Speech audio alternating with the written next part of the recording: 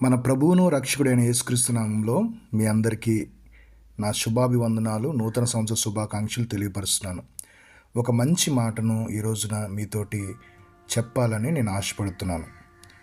ఒక ప్రధానమైనటువంటి ప్రశ్న, మీకంటే ధనవంతుడు ఎవరైనా ఉన్నారా అని బిల్ గేట్స్ని ఎవరో ఒక అతను అడిగారట. అప్పుడు బిల్ గేట్స్ సమాధానమిస్తూ ఒక వ్యక్తి ఉన్నాడు అని చెప్పాడట. చెప్తూ ఏం జరిగిందో అతడు వివరించాడు.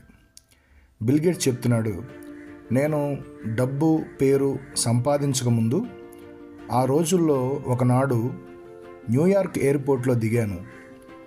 అక్కడ దినపత్రిక కొందామంటే చేతిలోనికి తీసుకొని సరైన చిల్లర నా వద్ద లేకపోవడం వల్ల ఆ పేపర్ని తీసుకొని దాన్ని చదివేసి ఆ పేపర్ను అమ్మే కుర్రవాడికి ఇచ్చేశాను.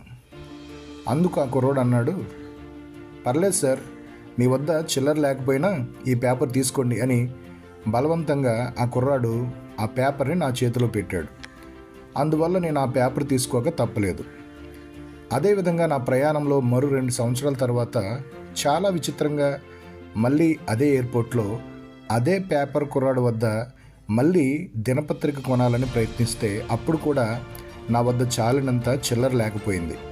ఆ కుర్రవాడు నా చేతిలో బలవంతంగా పేపర్ పెడుతూ, ఈ పేపర్ మీకు ఉచితంగా ఇచ్చినందువలన నేనేమి నష్టపోను సార్, ఆ ఖరీదును నా లాభంలో నుంచి నేను మినహాయించుకుంటాను, మీరైతే పేపర్ తీసుకొని చదవండి అని నాకు పేపర్ని ఇచ్చాడు.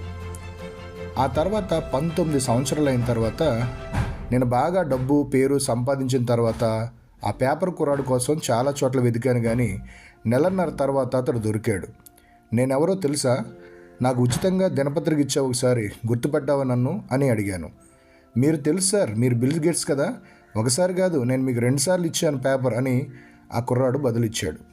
అప్పుడు బిల్ గేట్స్ అన్నారు, ఆ రోజు నువ్వు చేసిన సహాయానికి కృతజ్ఞతలయ్యా, నీకేం కావాలి అడుగు, నీ జీవితంలో పొందాలనుకున్నది ఏదైనా సరే నేను నీకు ఏర్పాటు చేయగలను, చేస్తాను కూడా అని అన్నాడు.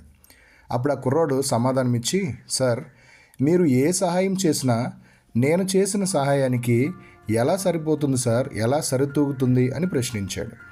అందుకు బిల్ గేట్స్ అన్నాడు, ఎందుకు సరితూగదయ్యా, ఎందుకు ఏం తక్కువైంది అని ఆశ్చర్యపోయాడు. అప్పుడు ఆ పిల్లవాడు ఈ విధంగా సెలవిచ్చాడు, నేను పేదరికంతో బాధపడుతూ లేని స్థితిలో దినపత్రికలు అమ్ముకుంటూ కూడా మీకు సహాయం చేశాను కదా, ఈరోజు మీరు ప్రపంచంలోనే పెద్ద ధనవంతులై వచ్చి నాకు సహాయం చేస్తానంటున్నారు, ఇది ఎలా సరితూగుతుంది సార్ అని అడిగాడు. అప్పుడు బిల్ గేట్స్ గారికి జ్ఞానోదయమైంది. నిజానికి అతడు ఇతరులకు సహాయం చేయాలంటే తాను ధనవంతుడు కావడం కోసం ఎదురు చూడలేదు. అవును, నాకంటే ఆ పేపర్ కుర్రాడే నిజమైన ధనవంతుడు. అప్పుడు నాకు అనిపించింది, కుప్పలు కుప్పలుగా డబ్బు ఉండే కంటే ఇతరులకు సహాయపడాలనేటువంటి హృదయం కలిగి ఉండడమే నిజమైన ఐశ్వర్యమని, ఇతరులకు సహాయపడడానికి కావాల్సింది అదే అని నాకు అర్థమైంది. అందుకనే నాకంటే గొప్ప ధనవంతుడు ఆ పేపర్ అమ్మిన కుర్రోడే అని బిల్ గేట్స్ తెలియపరిచాడు. ప్రియమైన సహోదరి సహోదరులారా, నిజమే, మనం కూడా మన లేమిలో నుంచి, మన సమృద్ధిలో నుంచి కూడా ఇతరులకు సహాయం చేయడం అనేది మొదటి నుంచి మనం అలవాటు చేసుకోవాలి. ఇది చాలా మంచిది.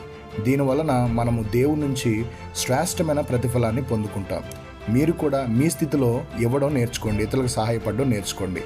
ప్రభువు కృప మనందరికీ తోడుగా ఉండును గాక. ఆమేన్. Thank you.